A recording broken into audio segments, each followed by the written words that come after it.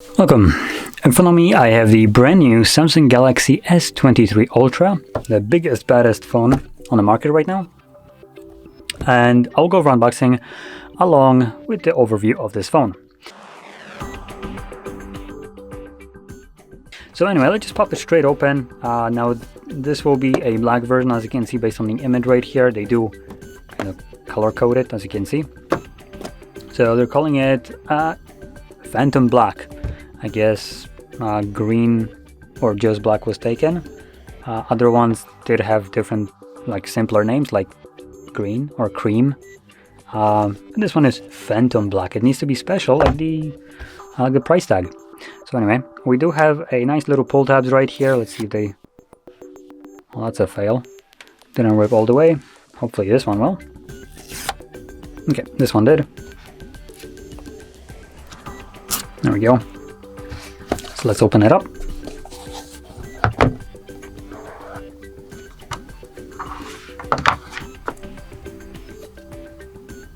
So in here we got paperwork and a charger or charging cable. Obviously we don't have a charger, as you can see. There we go. And here we do have our nice phone. One thing that I'll point out that I do kind of like just how it looks like is with this little sticker that they put on here. It kind of makes it seem more uniform. It just looks so much cleaner. I do like it. It's a useless thing that they added, but it just adds more to the presentation. Considering the opening of this, this is so lackluster because we don't have almost anything apart from a cable and a phone. Just adding a little bit more glamour to it just, I guess, brings back some of the missing things. Now this is on a sticker. And we get our nice matte finish. Oh, that looks really clean.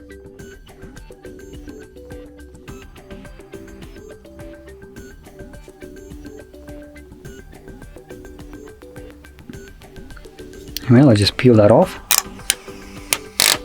Now I will say that this phone is a bit more chunky than I expected. It has massive heft to it.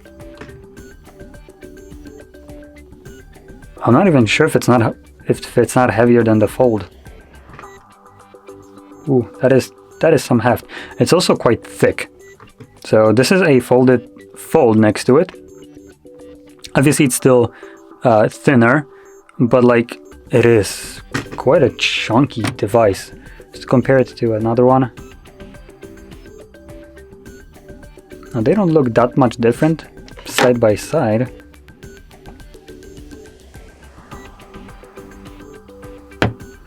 And what I can do, I can grab one of these and get specific numbers.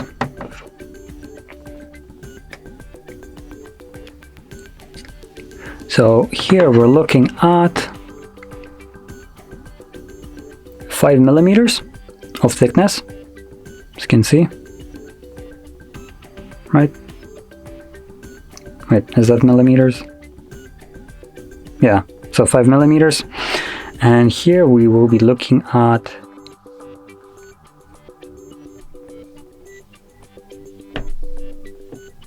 almost 7. So it is significantly thicker. Now I'm not even counting the camera bump. This is just the phone itself without the camera bump. With camera bump, obviously it's even more.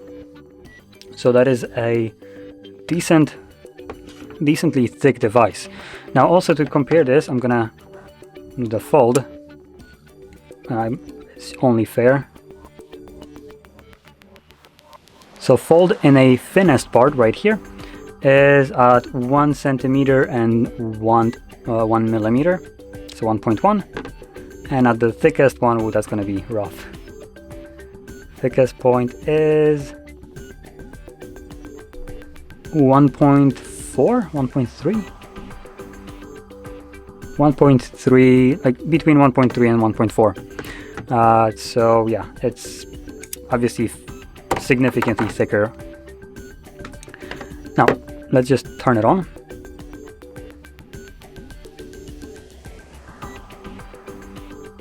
There we go. And let's touch upon the display, which obviously is the first thing that we get to see.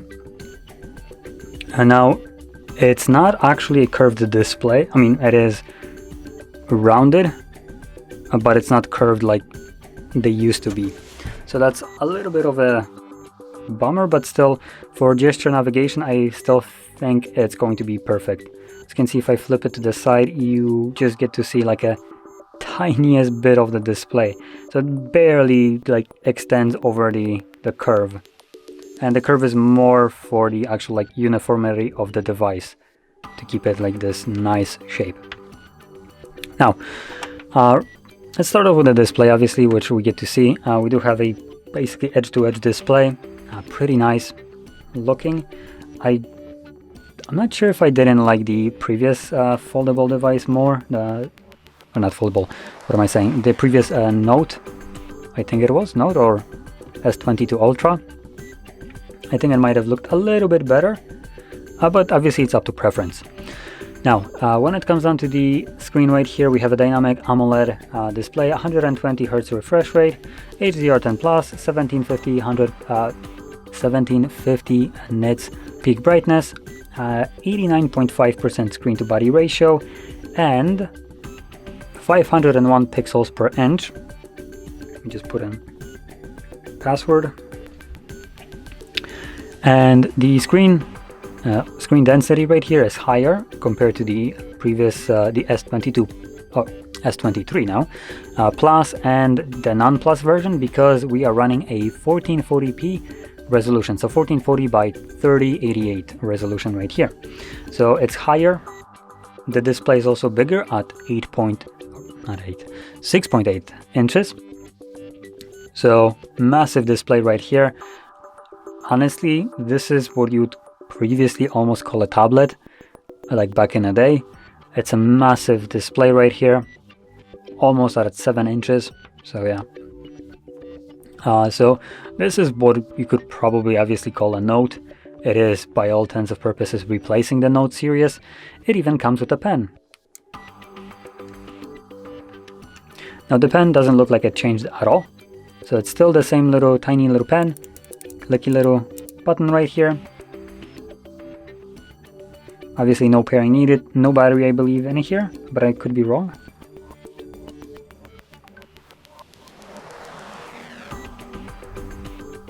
Anyway, just gonna let this finish up. And anyway, I'm gonna continue with camera as well. This is getting my phone ready, so let's flip it over just so we can get the camera array visible right here. And the main sensor right here, the one that you'll be using for most of your photos, is a whopping 200 pixel sensor, and it is a wide sensor. Then we got a 10 megapixel periscope, so telephoto. This will be this one right over here. As you can see, it has this like kind of feeling like it's a little bit deeper than the phone could go. And then we have also a 10 megapixel telephoto with 12 megapixel ultra wide. I'm not exactly sure which one is which at this point, but there we go. And we also have for the 10 megapixel periscope, we have an optical image stabilization, as well as the 200 has optical image stabilization with also laser autofocus, which I assume that's what these little things will be here for. And 10 megapixel telephoto, also optical image stabilization, 3 times optical zoom, and 12 megapixel ultra wide. It has PDAF with super steady video. Okay, so there we go. Now if we flip it over to the front, which I can now finish up the setup, we have a hole punched camera. Now one thing that I'll keep point out is it's a shame that the entire lineup, I was hoping that at least the S23 Ultra will skip this. So I'm sad to say that none of them decided to put an under display fingerprint sensor like the Note has. So even like, I mean, even the Note or Ultra doesn't have it, but like these didn't either. So you can see there is also a hole punched camera. I was hoping that at least, oops, this one would decide to go with under display camera, but I guess not.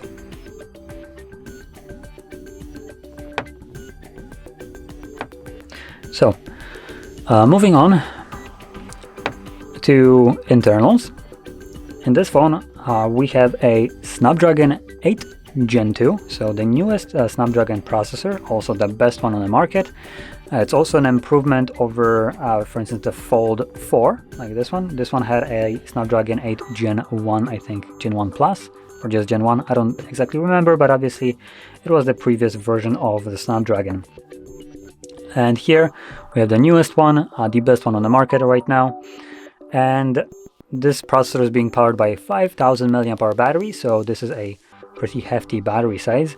Though, considering this phone is so chunky, it's not that big of an upgrade, well, in terms of the battery capacity, over the Plus version. So this is the S23 Plus, and you can see that it is a decently smaller device. It's not as thick, it's not as big in all dimensions, but the Plus has a 4700 mAh battery, so only 300 milliamps less than this one. And this has significantly more power to push, at least in the display-wise, because it has a higher resolution. And again, it's also running at 120 Hz, but that single bump in resolution will most likely have a bigger battery drain over the 1080p resolution that the S23 and S23 Plus have. So yeah.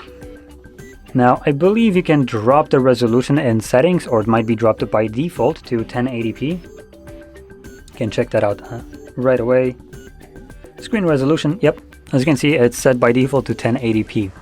So this is kind of like a, I guess a bit of a Samsung scam that they're doing, where they sell you a phone that's on paper better, but by default when you start using this device and you aren't necessarily aware of this, you're always using a 1080p resolution. So it basically bends down the resolution to a smaller one to preserve power, so the phone seems a little bit better. If you're gonna swap it up to be a full resolution, the 1440p, this one, the WQHD Plus,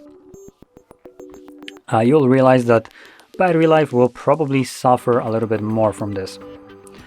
And the question is how much the battery will suffer.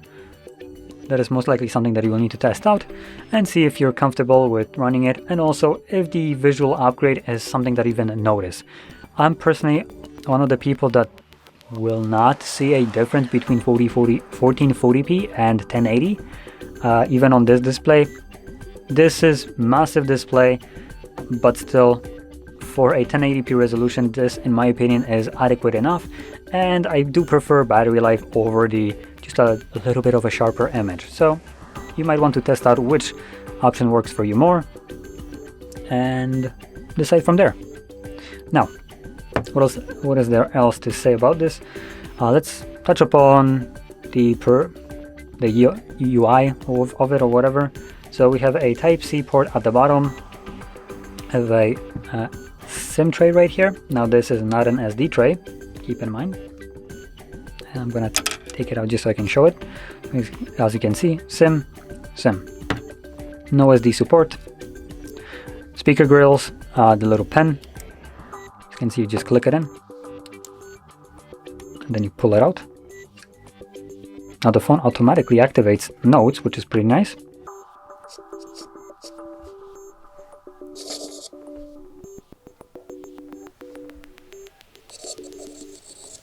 So yeah, it works pretty well, obviously, as you can see. Really nice. And just stash it away, and it automatically turns off the notes. And on the right side we have volume rockers, power button. On the left side, absolutely nothing. At the top side we just have a microphone. And then at the front, ooh, no way, that is not even visible.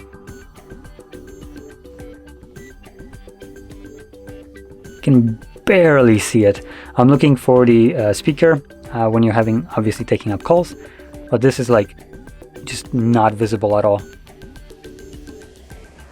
You can maybe see like a little bit of a curve right here.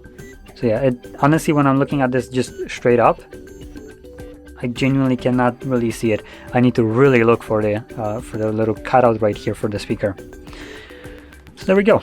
Now Let's quickly test out sound quality right here. Obviously this is the best phone that I can possibly get from Samsung right now, so I am curious how it sounds. I'll say that the Note, not Note, what am I saying? The Fold 4 specifically, the one that I've been using myself, has great speaker quality, and honestly it's one of the better ones that I've heard on a phone. So I'm curious if the Ultra here continues that trend. Let's find YouTube.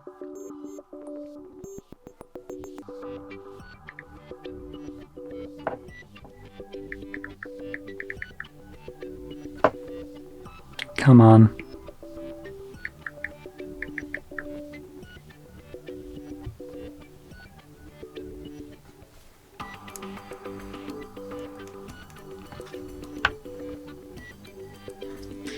Oh, come on with the ads.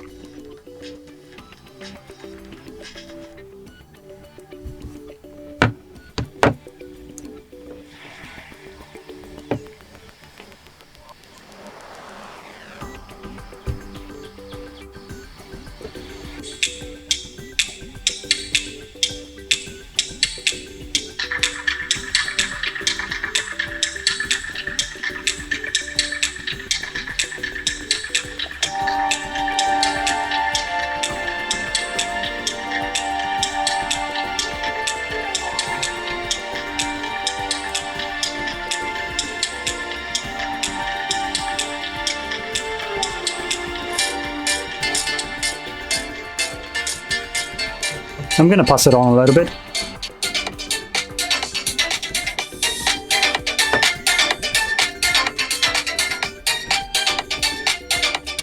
Now it sounds good, but I don't think it sounds as good as the... Yeah. Yep, so the Fold sounds better still, which honestly doesn't really surprise me considering we have speakers at the top and bottom, and these are obviously each dedicated one. Here we just have a little bit of a slit at the bottom, and that's about it. So still for the purpose of just having this tiny little speaker at the bottom, it still sounds reasonably good for a phone, but doesn't compare really to the Fold. So there we go. Now just finishing this off, with things that I didn't really mention. I think I didn't mention charging yet, so let's touch upon this one. Here we have a 45 watt wired charging.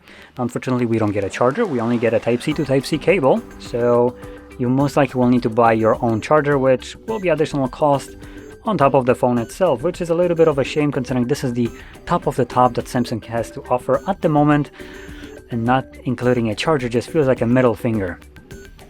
Now luckily it is charging a little bit quicker than for instance like the Fold 4. I'm gonna keep bringing that up because that's the phone that I bought. It's also more expensive than this one, supposedly more premium, but yet my charging is only at 25 watts because F me. This one has 45. Now I will mention that this matters a lot because when it comes down to Samsung, at least, for instance like the Fold, my Fold doesn't have as big of a battery, not like 5000. And also, even though it doesn't have as big of a battery, I do run out of it pretty quickly and I do need to charge it quite frequently. But having small battery and for instance fast charging wouldn't be as painful than having a small battery and slow charging. So Fold has, I believe, like 3400 milliamp hour battery or something along those lines, and it charges at 25 watts, so you do need like 2 hours to actually charge it to full, which is a little bit of a bummer. Now here we have a 5000 milliamp hour battery, significantly bigger, also charges quicker at 45 watts and advertised 65% of charge in 30 minutes. And honestly, I am keen to believe that. One thing that I don't really believe, it's something that I will need to test out, is that the S23, the tiny little boy right here, has also 25 watt charging, wired one. It has 3000, I don't remember, 600 or something like that battery. It's not really important, but they're also advertising it that will get you to 50% in 30 minutes. The battery is almost the same as Fold, the charging speed is basically the same as Fold, yet apparently the charging speed, or the actual time to charge the battery to 50% has drastically increased, almost twice as fast. So I'm not sure what kind of magic they're doing, or they're just pulling numbers out of their ass and just bullshitting everybody. That is probably what I am keen to believe. In terms of this one, yeah, probably correct one. So I don't even need to test it out. 30 minutes to 65% sounds accurate enough for a 45-watt charging. Now, lastly, price tag. Obviously, premium device, premium price, $1,100. So probably, if you already started watching this, you are most likely aware of the outrageous price. It's still cheaper than the Fold, and adds a couple things that, for instance, Fold is missing, like a pen that you have actually stashed away that comes included with the device. Fold didn't come included with the pen. You have to buy that separately with a case, which is just kind of a joke.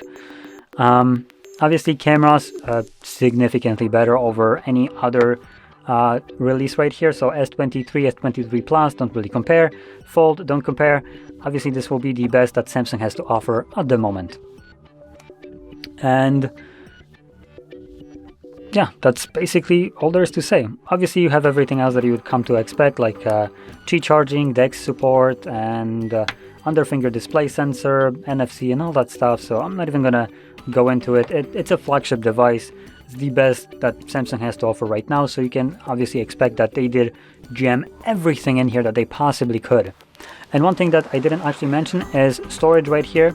Outside of the space that it has, which is 256 at the lowest end to 1 terabyte at the highest end, also varies in RAM. So we have at the lowest end 8 gigs and goes up to 12 gigs of RAM.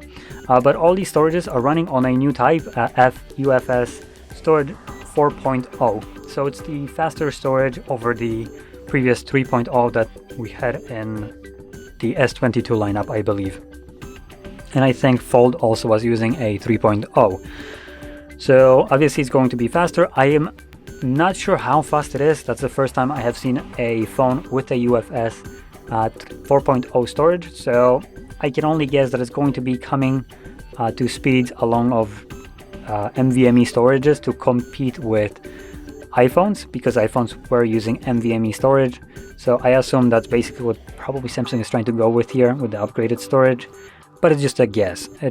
Educated, but obviously a guess. And that's basically it.